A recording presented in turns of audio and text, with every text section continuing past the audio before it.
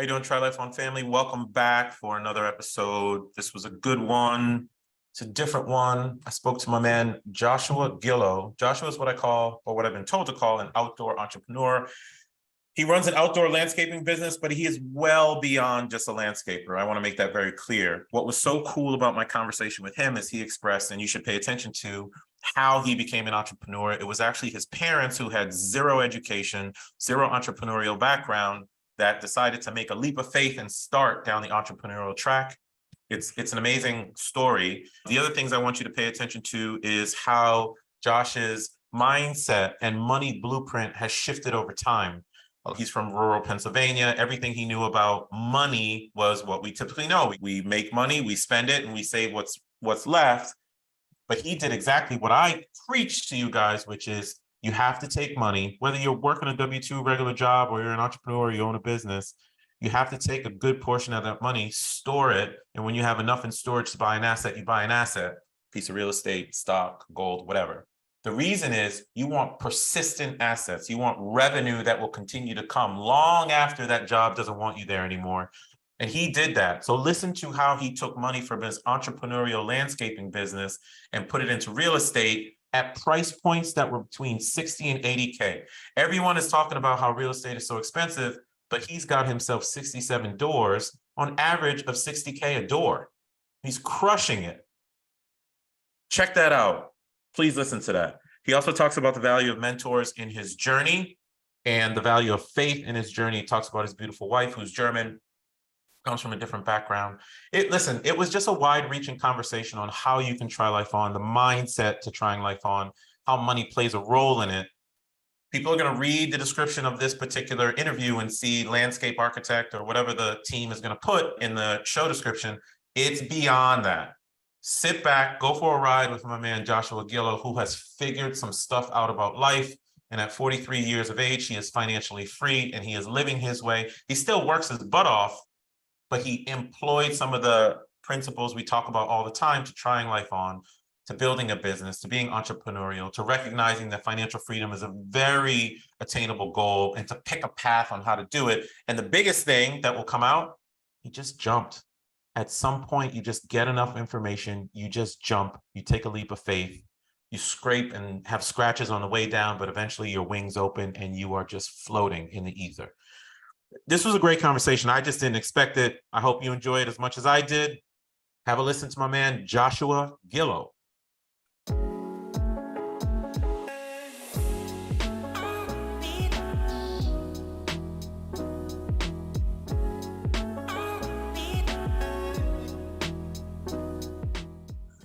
Well, my man, Joshua Gillow, welcome to the Try Life On podcast, brother. Thank you, Maurice. Thank you for the opportunity to chat. It's my pleasure. And you and I were talking offline. I was articulating a bit that a lot of people who do listen to this podcast have aspirations to be a solopreneur, entrepreneur, are looking for something different to do other than the standard professional path, if you will. Nothing wrong with standard paths. It's not that. It's just that other people have different aspirations for life. And you've had a very unique, let's say, very unique go of being kind of an outdoor entrepreneur, as you were described to me. So let's just start there. Like, who are you? What do you do? And how did you get into your space? And I think it'll be a great one for folks to hear. Absolutely. Yeah. So I was born and raised in cornfields of Pennsylvania, middle of nowhere. My school was like 45 minutes away and I was the first in the bus and the last off and not a lot of neighbors around. Anyway, my mother decided to start a garden center. My mother and father, I have a brother that's 18 months younger than me. My mother wanted to start a garden center when I was 5 years old. My brother and I were getting close to getting out of the house and she was, becoming bored. So she started that. Anyway, she started doing that, started creating customer base. And the next thing you know, we had the first family business. Right. And my father eventually, he was a meat cutter. He worked in the meat department at a local grocery store. He decided to quit that and start with her. And so my brother and I grew up in a model with two entrepreneurial parents who had no parents of entrepreneurial background, none. They had no experience in this. Wow. They were just brazen enough to say, you know what, we want to do this and we're going to do this. And to see their journey, to witness their journey firsthand they didn't have business experience. They didn't go to school for this. They just said, we have a want to be to drive our own bus and to create our own destiny. And that's exactly what they did. They went from one little greenhouse off the back of the house to a 10-acre facility that 40 years later, Maurice, it's still up and running.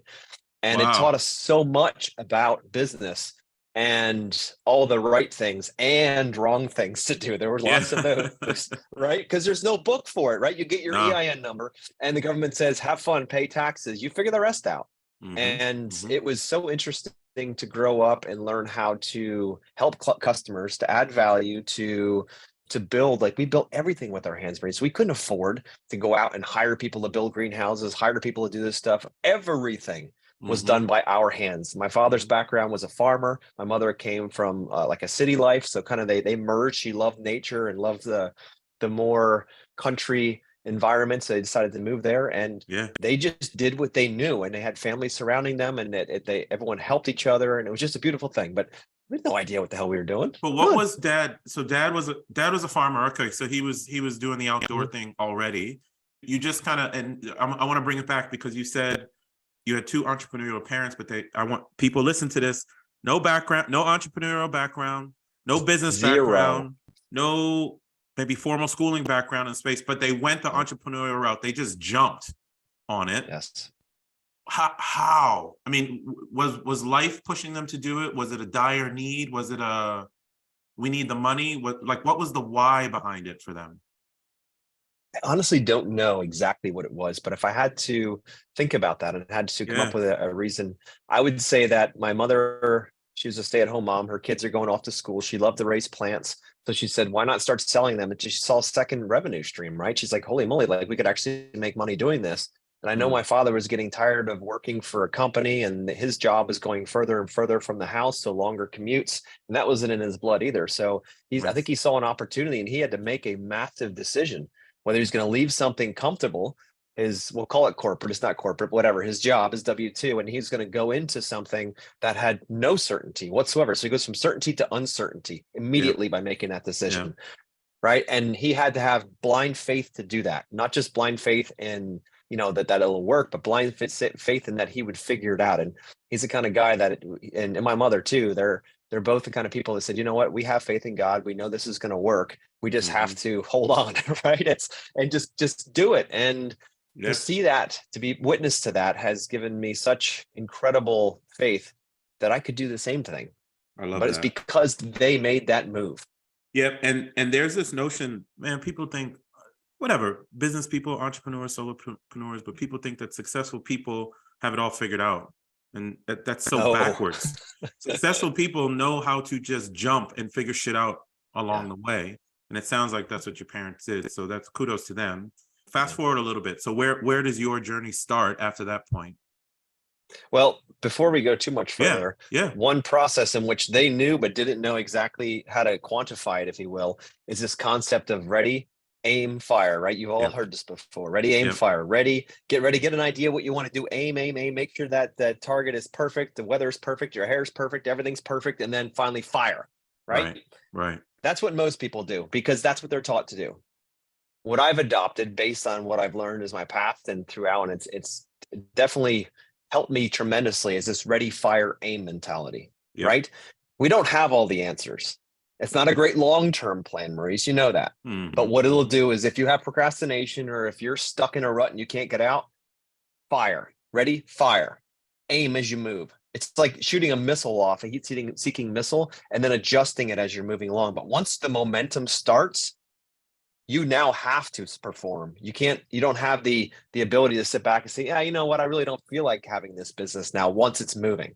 Once you've already set expectations, once you have bills, once you have all this stuff, you're now in a momentum. Like you have to keep moving. So a ready, fire, aim mentality gets you started if you're a procrastinator. It helped me tremendously. Now, I will say, there's a warning here. It will not help you scale. It'll help you get started. Yes. You will need to aim at some point, right? You will need to aim at some point. So having the why, like you're asking earlier, having a clear why of what you're trying to do, maybe it's to leave a bigger legacy for your family or have more choices. That's all money is, right? It's more choices. And you can have more choices in life. So whatever your why is, define that and then ready, fire, aim until you're moving and then start aiming a lot stronger, if that makes sense. That makes total sense. And I'm one for ready, fire, aim as well. I think in my journey, I call it more of just do and course correct along the way. So my guys know my story of buying single family homes for decades, really. And then now scaling into apartment building syndication. So I've done 30 plus of them. But once you get to that point, you do have to aim. You do have to employ systems. It makes sense to employ business coaches, like I've employed business coaches and stuff. But I still like, most of the people don't want to scale. I don't want to say that. A lot of people who are listening are just looking for the ready, fire part, just to get going, to give something a try. And here's another amazing human in Josh and his parents who adopted that principle, and it took you down this amazing path.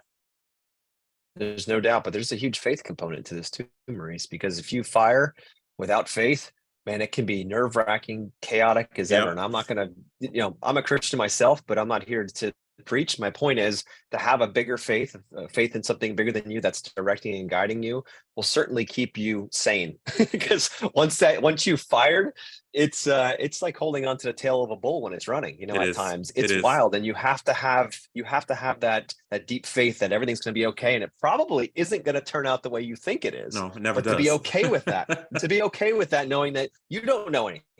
We're just here for the ride, right? So now it's a matter of how do we try to at least control as much as we can, as much as makes sense, and then just allow for that journey to unfold. That's right. So what's the journey for you? So for me, it was, once I grew up in that model, we started a small landscaping company because we had customers coming in the garden center saying, hey, will you and your brother come out and do stuff for us? And Maurice, when I grew up in that garden center from age of 5 to the age of 18, I never got paid a penny. We never made a wage. Yeah, man. My brother and I, we worked because that's what you did in a family dynamic. You worked. Everyone supplied. We had food on the table every night. We had tons of things to do. We were never bored, right? And my parents made it a point that every year we went on a summer vacation. Like, life was good, but we never got paid. So I never had cash laying around, right?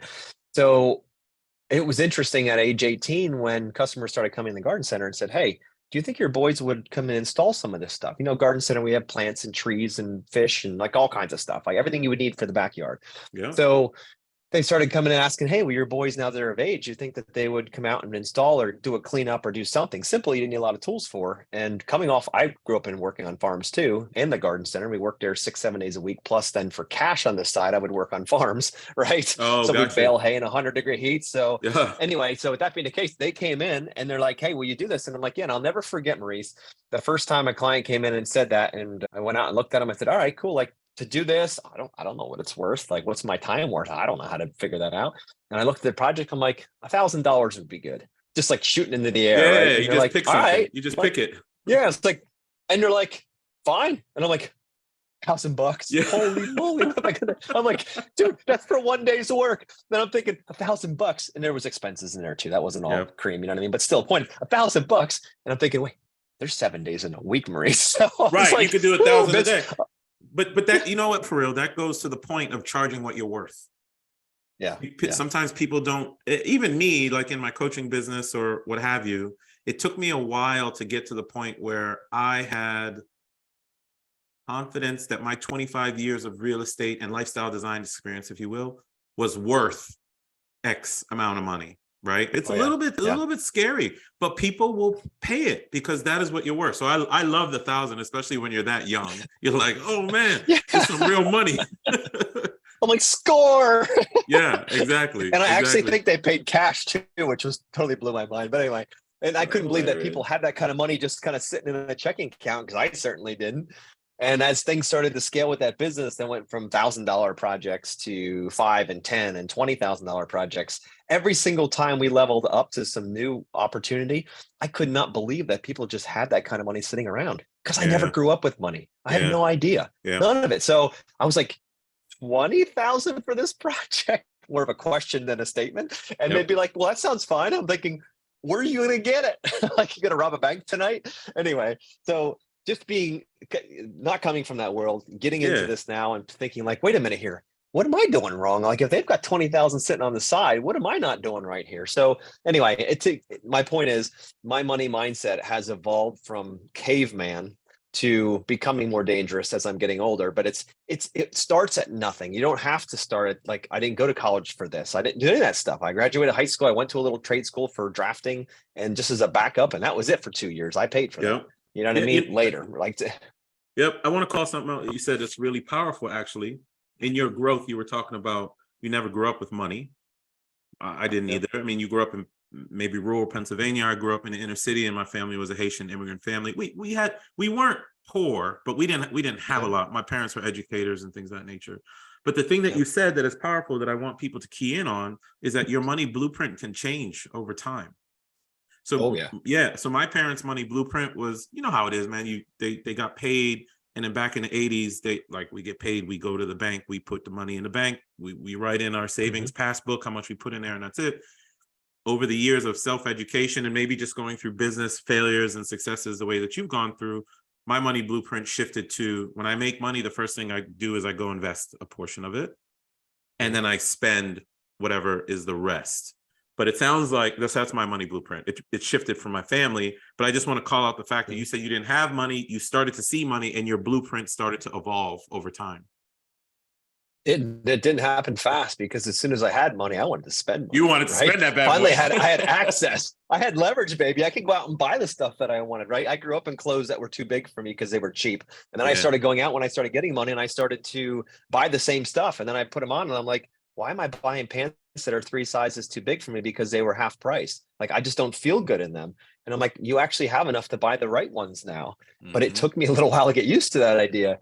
And yeah, it's really an amazing shift in that. In the beginning, it wasn't about investing. I didn't understand anything about that, Maurice. My family doesn't understand anything about it. No one even owned a stock in my family. Nobody even owned another building. Nobody, like, that was just not part of the reality. They were farmers, right? And love them for how simple everything was. But at the same time, once it all started to shift once I met my wife at about 26, I think 26, 27 when I met my wife. And she's from Germany, and she, you know, her father was very different that way. Her father ran a mill. He was the CEO of a mill, one of the world's oldest paper mills. And he was in there, it's like 400 plus years old or more. It's some crazy like amount of time. So there's a legacy there. And he came in and could control and built that business up a lot. So she came from a very different background. So as I'm sitting here thinking of this farmer in Pennsylvania, born in the cornfields, coming out, and I'm like, wait a minute here. And I started to see a different life. And she's a chiropractor too. I met her after she got her degree and she started to practice. So this is like 2 totally different worlds coming together. And then I'm like, okay. And I started going to her events. Like, they would have different chiropractic events, and they would talk so much about philosophy, and they talk so much about, because it's not just the adjustment itself. It was more about the philosophy behind it. And they're very much principled. They call them principled chiropractors, people that are really focused on the subluxation correction and the power that created the body heals the body, and like all of that. And to see these uber successful people living in their God-given talents, doing extremely well financially. And you talk about someone that felt like a fish out of water. Like, I didn't know how to talk to these people. These people are educated. They went to 4 years. They have doctorates. I'm a farmer. You know what I mean? Like, how does this work? And for me, it's taken a long time to really get off that old money mindset and understand that if my money's not making babies when I'm sleeping, then I'm doing it wrong. It's that simple. If it's not making money when I'm sleeping, then I'm doing something wrong. And I could not understand that in the beginning. I read the book Rich Dad, Poor Dad, and I felt like I was living all that. of us. You know what I mean? Yeah. I felt like I had both sides going on. I'm like, which one are you going to pick? And I'm like, I know which one I want to pick, but I don't have the skill set yet. That's right. So I tell people, like, that's part of the Try Life Farm philosophy. Make $1, send that dollar out, and tell it to come back with 2-3 friends in a few years. That's what we got to do. Otherwise, we're going to be making dollars for other people forever if we stay on the opposite track. And I absolutely agree. But in that mindset, Maurice, and you know this, but in that mindset, I was more afraid to lose my money than I was to see it grow. Because as soon as if I took it out from under my mattress and gave it to somebody, then it was out of my control. So I was looking for certainty in that. And there is no such thing as certainty in the investing world. That's where uncertainty. You have to work the environment. I know that now. You have to make sure that you're investing in areas that you have as much certainty and control as possible. But there's always some form of uncertainty built into that. Now, again, I didn't have those skills. I didn't go to school for this. They don't teach you this stuff in high school. We barely learned how to balance a checkbook. How are you picking these concepts up? Presumably you're in your 20s when you met your wife, but how are you picking this stuff up? Are you reading? Are you having a mentor? All the above. So once I realized that I needed to up my education game, and I wasn't going to go Yeah. back to school. I was running a business. Like I didn't have time for that. And at that time, a couple years later, we started a family. So I didn't have time for all that. So what am I going to do? So I started to read a book. The first book that I read, I wasn't much of a reader. I couldn't sit down and focus. It wasn't my thing. I'd rather listen to a book on tape back in those days, right? Yeah. Or something Yeah. like that. And then we were limited. We didn't have streaming anything back then. Yeah. So I read one book, and the first one that sticks out in my mind was called The E-Myth by Michael Gerber, right? And I was running my business, and that book was all about how to systemize your business so you don't have to be there. And then it opened my mind to a whole other idea. I'm like, wait a minute here. I thought when we started the business, we did it till we die, like the farmers do, right? You start a farm, you do it till you die, and you pass it on to a generational, keep moving it down. And I'm like, wait a minute here. What if I could create a business that could run on its own, if I could systemize it? And I love systems and processes. If I'm doing anything more than once or twice, it should be done by someone else or something else, right? And now with technology growing as it is now and automations and all that, that becomes simpler and simpler. But anyway, I started thinking about this from a bigger perspective. How could I create a business that could run without me? And that was the absolutely crazy idea because, again, remember, I'm coming from a farm where everything is hands-on, a garden center where Right. everything is hands-on. There's no automations, maybe some watering and irrigation automations, but everything else is hands-on. And I want to go to the opposite spectrum of that. And we're in construction. Because when I started the landscaping company, it was all construction. So it took years to work through that. And then at that point, I read that book and I said, you know what? I keep seeing everyone around me who's successful that I look up to. One thing they have in common, they have a mentor, they have a coach. And I'm like, I didn't grow up playing sports, so I didn't really understand that concept. I worked. So I actually hired one of the E-Myth guys and one of the coaches. And I was, again, like a fish out of water, not used to having someone kind of talk to me this way and go deep Yep. into things. And so I remember one of the first tasks he gave me to do. He said, Joshua, this is what I want you to do by our next week's call. I want you to sit down and I want you to write your eulogy. Oh, shit. And I was like, what? He's like, I want you to write your eulogy. And at the time, my two sons at that time, roughly 3 and 5 years old, I'll never forget it. Saturday morning, I sat at my kitchen table saying, I have a call on Monday with him. I am going to write this. This is the time I have available. I'm going to write this. And Maurice, I was an absolute wreck, crying. My kids running around under my feet, squealing like little kids do in the background. And I am writing and pouring my heart out. And the reason why I was crying so hard was because the man that I was writing down, I was visualizing that my two sons and my wife were in front of the church and my box was laid out in front and they were speaking over it to the crowd. And the words coming out of their mouth are the ones that I was writing, the words that I wanted to come out of their mouth. And the reason why I was so emotional is because I was nowhere near that man yet. Oh, you started to see all the, man, that must have weighed on you heavy. Man, you have no idea how hard that hit me. Yeah. And I just sat there looking in my kid's eyes afterwards saying, you deserve the absolute best father possible.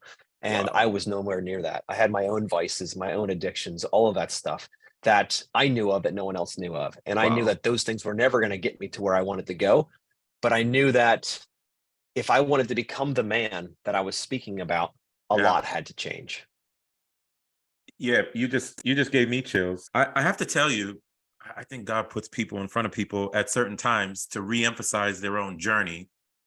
And I was writing down that eulogy exercise because I've been in business for 26 years. I got out of college in 97 and I worked at W2 for roughly 25 years. I exited, but I had real estate and some other businesses. I was fine. And I tell my business partners now, and anyone that asks me about, hey man, what are you doing with this business or the real estate stuff or the executive producing stuff? And I tell them my foot is not on the gas anymore. I've taken my foot off the gas. I'm in neutral. The clutch is down. If somebody wants to pull me towards an opportunity or push me into an opportunity, I might go because, you still want to be part of something. Yeah. But if I think about the eulogy exercise, the things that I'm missing that I want people to be able to say at the funeral is like, how did you take care of your daughter? I don't have a daughter. I'm thinking about having kids later in life. How good of a parent were you to your 2 existing boys? Yeah. Did you live overseas permanently like you always wanted to and become a respected member of the business community? I live in Cyprus sometimes, but a respected member of the business community in Cyprus. You said that, and I'm like, Man, the good Lord wanted me to introduce you or to interview you just so you could tell me that one thing. We should be thinking about, on the day you leave, what are people going to say that will make you happy? Yeah. Wow. And it's so often people think of that as an ego trip, right? Like, I want people to stand up like he did this and built this empire, made all this money. That is not what it's about. What kind of impact do I want to leave on humanity, on my family? And it's Right. not about the money. That is Right. the lowest form of currency, is money. It's about the relationships, the impacts. How have you helped people through your gifts that God's given you? I believe, Maurice, that Mhm. everybody has gifts given to them by God at birth, and that is their job, their obligation, to discover them throughout their lifetime and then share them with as Mm. many people as we possibly can, right? On whatever form that looks like, whether it's in your church, whether it's walking, going out for a walk with people, going to an elderly home and helping out, or heck, just calling a friend. It doesn't Yeah. have to be gigantic, right? Maybe, Yeah. and this is where business for me over time evolved. Business for me in the beginning was, since I didn't come up with money, I was like, all right, great. It's a generator of money. Great. Have money come in, have money come out. And eventually I'm back to zero again, like this whole pass through.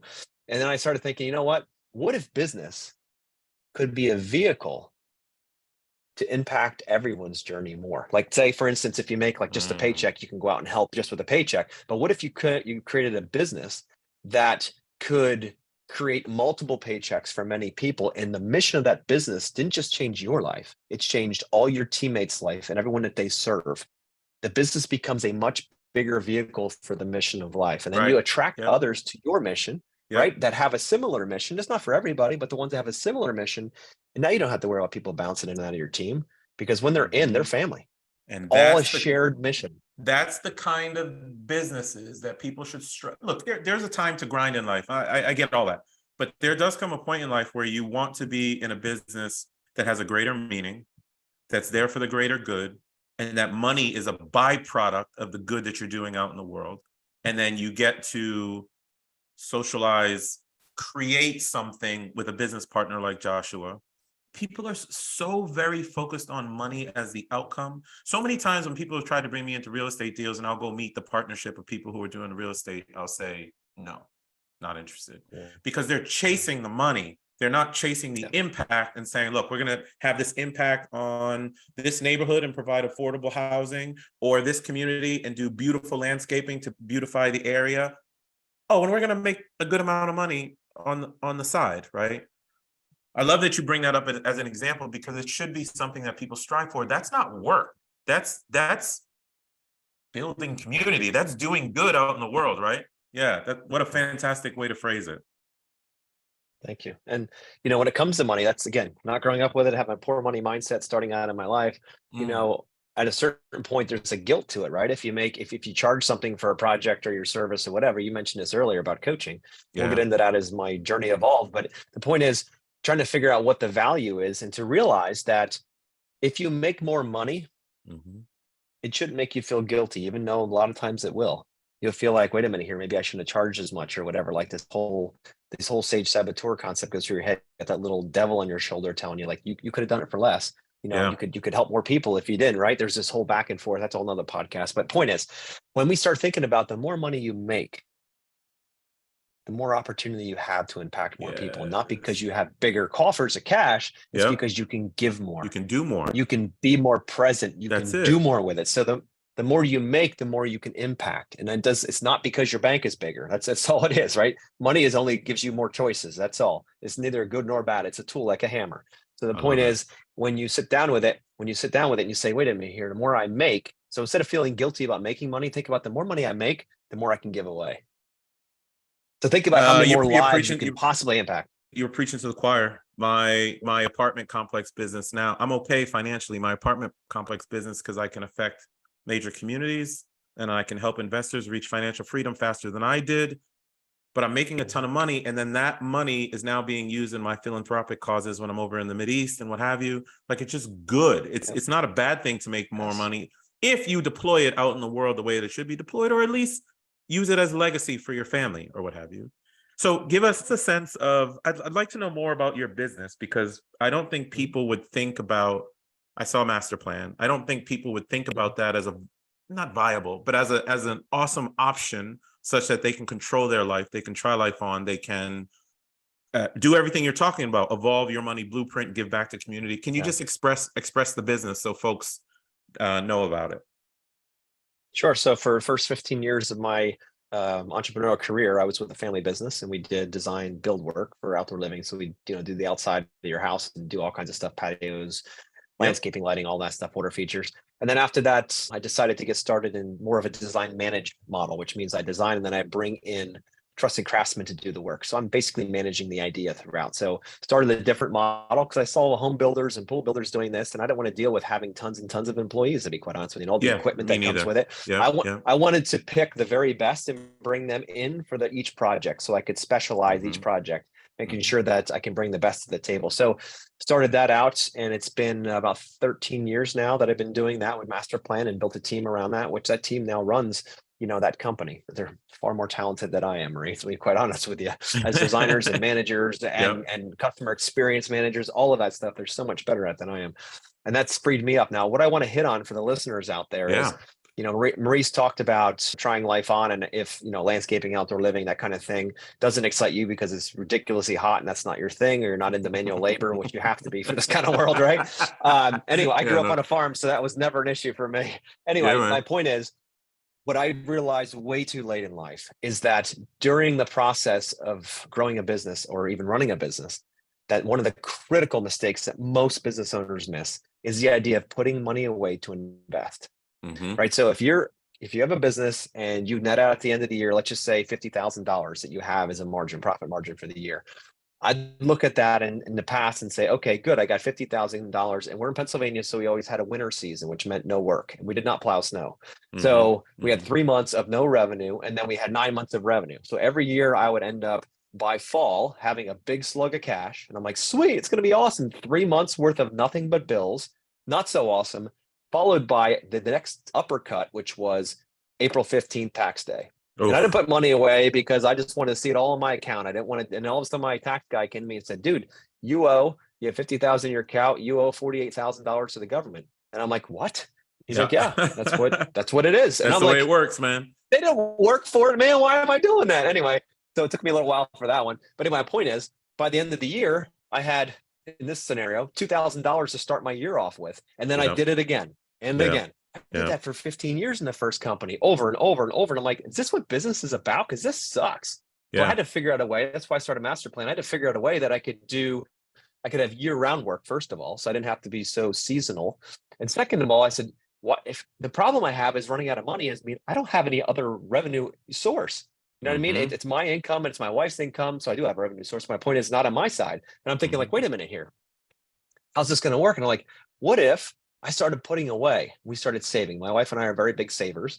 So I said, what if we started putting money away? If maybe it's 10% of that 50,000 in this scenario. So that's $5,000 a year, or whatever it is at the end of the year, 10% of it. And that money is put into savings. And that savings money can then be invested in long-term assets, which I'm learning at this point. It was not early in the process. It was paycheck to paycheck in the beginning. And I'm like, well, what if we interrupt that cycle? And this is something my family never did.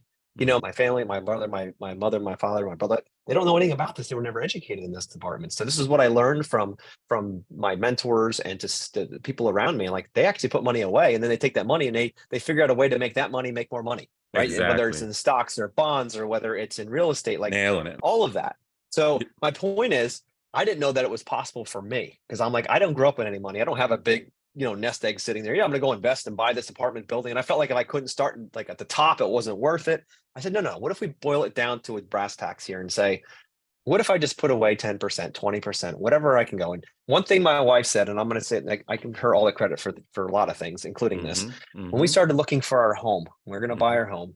We started looking around, and, I was like, between my business and her business, I'm like, we have fair income. I mean, except for at the end of the year when I actually have to pay taxes, but without that, pretty good, right? So next thing you know, we started looking at houses, and I was like, well, when I grew up, it was buy the biggest house you can possibly find, that you can just afford the house and the taxes, and the rest will figure itself out. So become house poor is how I was taught when I grew up. I saw everyone around me doing it.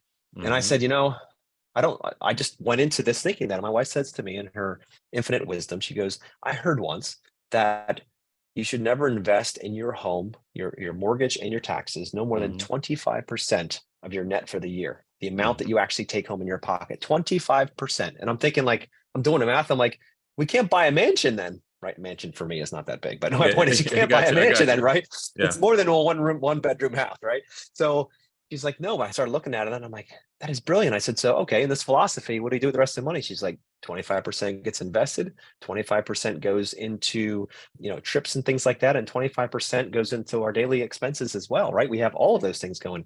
I said, so if we buy a smaller house, no more than a 25% rule, that gives us more choices in life, right? And we're like, yes. And I'm like, all right, let's do that. So we did. We bought a house that we could easily afforded something much more. Yeah. And I will never look back from that decision, Maurice. That was one of the best decisions that she brought to the table and we ever decided to move forward with, because we've never been strapped for that reason. Right. And people will do that. And that's what society kind of leans on us to do, is like get the biggest house, get the best cars and things of that nature.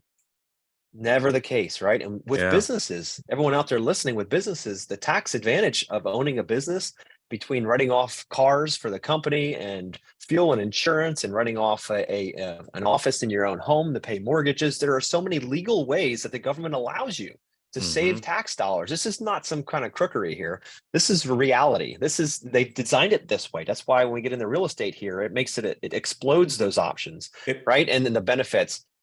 So the tax code is designed for this. And to not take advantage of it is crazy. But anyway, that's my opinion. My point is, yeah. Go ahead. Go finish your point though. No, so my point is by putting money away each and every either pay cycle or draw cycle, if you own a business, or whether it's at the end of the year, you put a percentage away and put that into it. No, I do not touch that fund unless I'm dying. Right. That's the fund that goes into building wealth, because once you do that, and it starts small, man, it's painful. It's painful because that $5,000 or $10,000 sitting in that account, you could go buy that new jet ski or 4-wheeler or whatever the hell you want to go buy. And that'd be immediate gratification, but you need to stop that. You just say, wait, immediate gratification, I'll go buy a lollipop or an ice cream cone. I'll get it there, right? I'll put the bigger money out there, and I'm gonna put it out there, and it's gonna accumulate like snow over time. And eventually, you can take that $5,000 and start pointing it at an asset that'll produce a cash flow. And yes, it might be small in the beginning. It might be $50 a month you get from $5,000 going in, or whatever, like some small amount. But then you do it twice. That's it. It's $100. You gotta 3 times. It's $150. You gotta store your money. You gotta store your money. For those of you listening, go back to episode 17 of the podcast. It was how to break the money rat race. That's exactly what Joshua was talking about, is whether you're a business owner or an employee, taking money from whatever paychecks you get, storing it, saving up enough money in storage to buy a long-term asset, and then buying that asset. Because this is what I tell people all the time. We have got to get into the habit, because school will not teach us, we have got to get into the habit of using our money to buy persistent assets. And by persistent, I mean, my man Josh has an awesome business where he drives revenue. I was getting revenue from corporate and from being a police officer and from being a military guy, etc. But we are taking our revenue and putting a portion of that revenue, storing it, saving up money, and then going to buy long-term assets that will pay us forever. You got to put something in something persistent. Without Josh in the business, actually, I know you automated a lot of it, or you outsourced, you have people doing things, but theoretically, if you own a business, if you leave the business is not persistent. It will go away at some point. But there are assets that you buy that stay persistent forever and pay you forever. And on my financial freedom journey, I was buying condos for years and years and got up to 35, paid off 18. The 160K from the 18 back in 2014 is still the money I live off of today, because it's persistent. And that's how you can try life on more from a financial perspective. But Josh is talking a lot more from a faith perspective, how he started his business, how his parents took a leap of faith and went the entrepreneurial route. And I know a lot of you want to do that. Hey, so as we wrap up, what would you, I mean, you've had a hell of a journey, man, and it continues. And by the way, I love your faith. I was just listening to it, and the conviction you have around you, your family, your wife, it really comes from you naturally. So I know it's genuine. So I appreciate you for that. You're a good model. What would you give for folks listening who are trying to get to a point where they can try life on, who are trying to get to the point where your parents did, where they jumped, trying to get to the point where your money blueprint has shifted from what it was, like seeing money sometimes, to understanding that you have to invest money? What would be one thing that you would suggest to people so they can try life on their way? Well, so many things, but the one that comes to mind first and foremost is look around yourself. You Look become around yourself. you become the aggregate of the 5 people you Oh, spend the most yes, time with. yes. So if Absolutely. you're hanging with dogs, you're laying with dogs, you're going to get fleas. If you want to really push your game, right? It Yep, happened to you're me right. because Yeah. I married my wife, and my father-in-law was a gigantic influence in my life in that side, right? It just happened to Mhm. happen that way. Obviously didn't marry her for that. I never had no interest in that. But the point is, it happened that way. And then I started to see around me, and I started reading. So if you want to shift that money mindset, you need to be exposed to new ideas. If you keep staying within those same ideas that you're used to and hanging out with the same people that do the same thing every weekend, you are never going to go further than that. So you become the aggregate of the 5 people you spend the most time with. Choose wisely. You can't choose your family. You can love them for who they are, but you can choose your inner circle. And when you start to coach and you start to grow in your mindset, your money mindset shifts. Yep. The people in the back that have been around you since day one are going to try to pull you back down to where they are. Mm-hmm. And it's not because they don't love you. They're doing it because they think they do love you. Yep. Which is not You've the got to case break many those ties. It's times. like taking a rubber band, Maurice. It's like taking a rubber band. And as you grow, you're pulling that rubber band, pulling that rubber band, pulling that rubber band. What happens when you stop pulling? It starts to pull itself back together again. That's it. That's people pulling you back, right? What you need to do is pull it, and it's going to snap. And you know what that snap's going to do? It's going to hurt for a moment. And then you're free. And then you're free. And it's so hard, man, because people are just used to their circles, or they're so afraid of what's around the corner.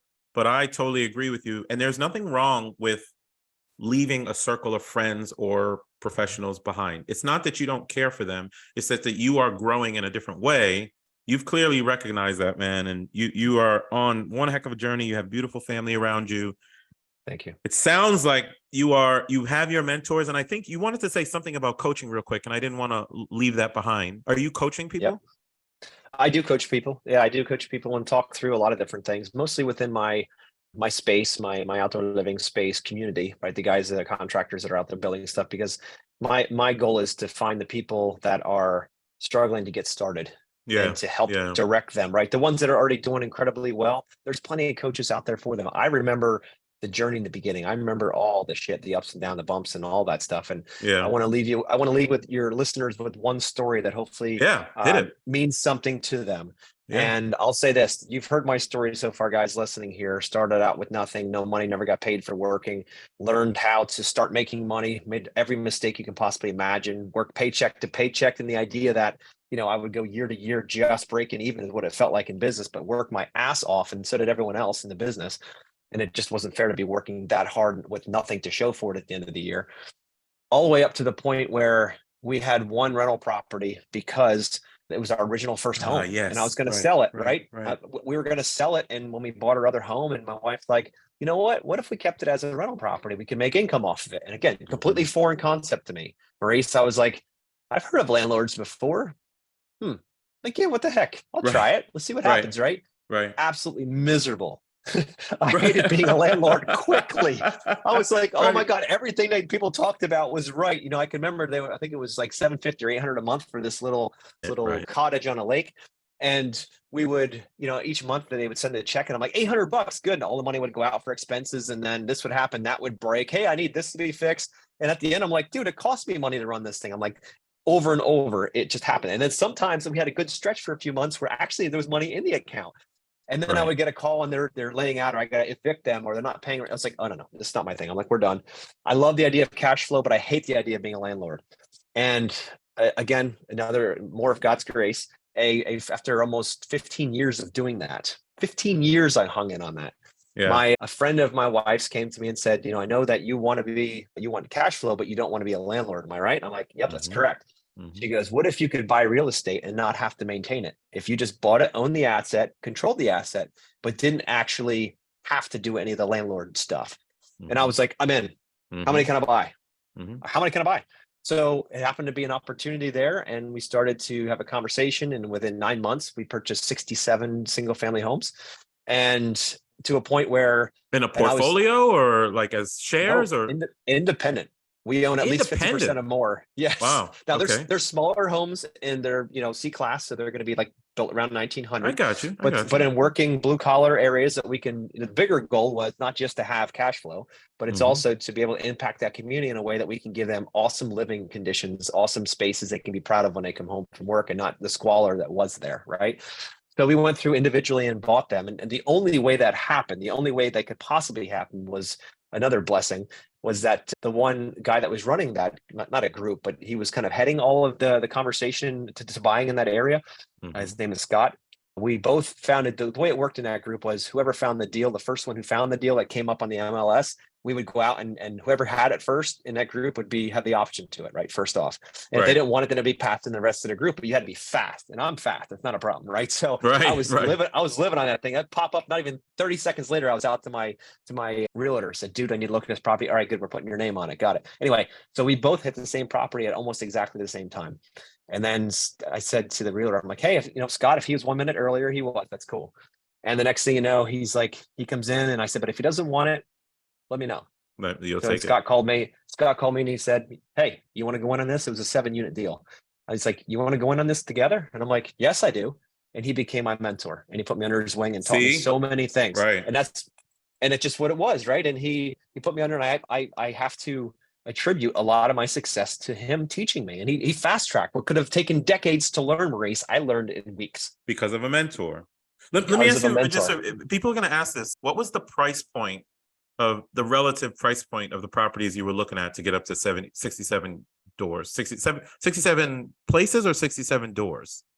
So 67 doors. A lot of them are 67 either doors. Okay. duplexes or singles. Some of them are Okay. a little bit bigger, but most of them are in that range. So The you're in Pennsylvania. These are all in correct. Pennsylvania. So what? That Yeah. is What was correct. the price range for them? And you're gonna laugh if you're outside of Pennsylvania, because No, but I'm the not gonna average laugh. I have a feeling. I have a feeling what's coming. Yeah. the average per door was around 60K. That's what we All right. wanted So our all-in price. stop. Listen. Oh, I'm gonna clip this section. I'm gonna clip Yeah. this section and send it to my coaching students and actually probably do a post on LinkedIn about this particular topic. So usually when I talk about my financial freedom journey, people ask what was the price point of the condos that I was buying. And when I started buying them in 2002, the price point was not like 90,000 to 120,000 in and out of the DC area. Okay. Yeah. Everyone says there's no way in hell you're going to find something like that in DC nowadays. No, in the city, you're not. But if you go into Northern Maryland, you can still find them.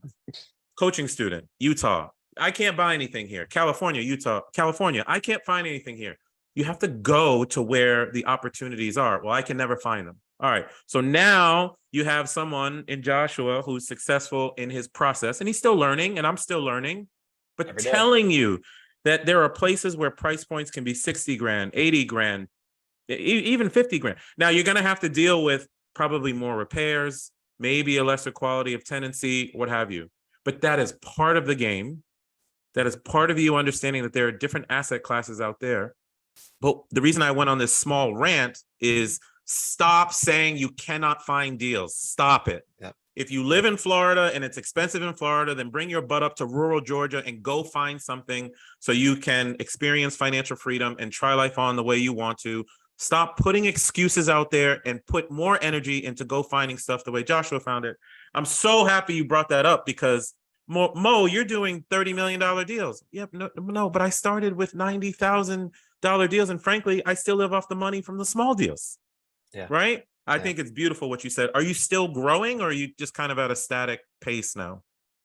Yeah. So with that, what was funny is my target was 100 doors in 1 year. That was my target.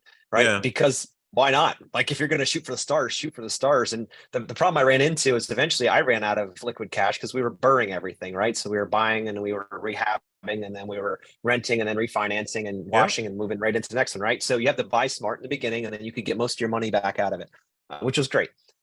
Problem is that I thought the banks would move faster and I didn't know, right? All of a sudden the banks, it took them 3 months, 4 months, 5 months to do the refi. And I'm like, dude, you're tying my money up for all that time. So being with Scott, he's like, dude, I just found this guy. He does, hard money loans. It's Not cheap. Yeah. It's not but cheap. It's like 10, 12%, but So you give up your first year. The thing is, when it's underwritten, you look at it, and basically means when you do your numbers, right? You look at it and you say, all right, can this asset hold its own weight till that hard money rolls out? Which means at 12%, the cost of that money is expensive, but then Right. the asset should produce enough cash flow to offset that, so that you might be net zero at the end, but it doesn't matter because you still get access to that asset, right? You Mhm. still have it long term. It makes sense. In the beginning, you're just getting slaughtered. So that's just what it was. I'm like, look, it didn't matter. So we went to the hard money guy, and he's like, yeah, no problem. And he started funding a ton of these projects, which was awesome because he would fund 90% of the purchase and 100% of the rehab. So I'm sitting here thinking, like, wait a minute Wow. here. That's a I great barely have partner. any money. Dude, there was times I went to closing and we'd walk away with money. It was Wow. crazy, Yeah. right? But Yeah. anyway, the point is, at a certain point at 67, we ran him out of money. He's like, dude, I can't lend anymore. I don't have any more I to don't give have any out. money. So I You was can like, you all can right, find cool. But more. that put a whole nother pressure on the situation, because now I've got millions out in hard money, Mhm. and I have a 12-month term, and I have no experience with finding new banks or refinancing. I have one bank option. And I was Ah, like, you have you got to no pound the idea, that pavement. that part of my life was, oh man, you talk about calling everybody you can possibly find in a phone book, not phone Yep. book, but on the Yep. internet, everywhere, Yep. right? Yep. Working with everybody. Those were the most stressful times of my life, thinking about this, because they're coming for your house. I have personal guarantees and all this stuff. Yep. They're coming for Yep. my house. They're coming for my business. They're coming for everything. If I don't come up with these millions of dollars in loans and get this stuff paid off, and they're not going to extend me either. So I'm Mhm. like, oh boy. So that forced, again, ready, fire, aim. Now it's the fire part again. Let's get this done. Let's go And find I these have to say, lenders. Yeah. with God's grace, it all lined out, and we paid them all off in time, and now they're all into long-term debt. Thank goodness, before this crazy It's rise. What a yeah. ride! But you jumped. You like Yeah. this is what I try and tell people all the time. There comes a point on the journey where you just have to jump, and you just have to. What does Steve Harvey say? Steve Harvey gave a great quote. We can wrap up on this, but Steve Harvey gave a great quote, and he said, "Look, at some point you got to jump. You have to jump off the cliff, and you have to understand that when you are falling down off the cliff, you're going to hit the edge of the cliff. You're going to slide down those rocks. It's going to hurt. It's going to pierce your skin. It's going to break a bone. But at some point at the bottom, just like you just talked about, your wings are going to start to open, and Yeah. then you're going to start to fly. But people are so afraid of the initial leap and the bumps and bruises, they can't even see the fact if they just go down the journey, the wings are going to open to the extent of having 67 homes that are now stable and refinanced and all that stuff. So thank you for sharing that. And I do want to wrap that up just by saying, man, landscaper, let's say, I'll just call it outside entrepreneur, but outside entrepreneur who recognizes that money should go into some other kind of investment such that it will take care of self and family and even community for later on in life. There's nothing wrong with being a YouTube sensation or any of those things. People are making, hand over fist money, but put it into something that's stable. Put it into Yes. something that will 100%. cause impact in community. And I love that about you, man. And I'm really happy you came on to Try Life On, because it's a little bit different of a story, but it's a great story nonetheless. And people have their own past, but the fundamentals are the same. Take a shot on yourself, live, be faithful to your family, be faithful to your business, run a good business, get into persistent assets, live your life extremely well, and give back by telling your story. Josh, I really appreciate you took the time to tell your story, man. It's a good one. And I loved it, man. Thank you. And you asked right in the very beginning, I know we're Yeah. wrapping up here, but you asked in the very beginning about, or said in the very beginning about the why, right? The why is Yes. the most Yeah. important part, because that'll Yeah. take you through everything. Because when you can dig deep, when things get tough, like me having millions against me, thinking like, why am I doing this? Why are you so stressed out? You may lose everything to do this. And to think that I had to look in my boys and know that I will not give to make sure that my family was, financially stable, and not Yeah. stable in the sense of just enough. Financially free was my target. And at Love it. 43, May Yeah. of 2021, we achieved that goal through the real estate, right? And that Awesome. happened because Awesome. of a And so I'll leave with this last quote that I live by.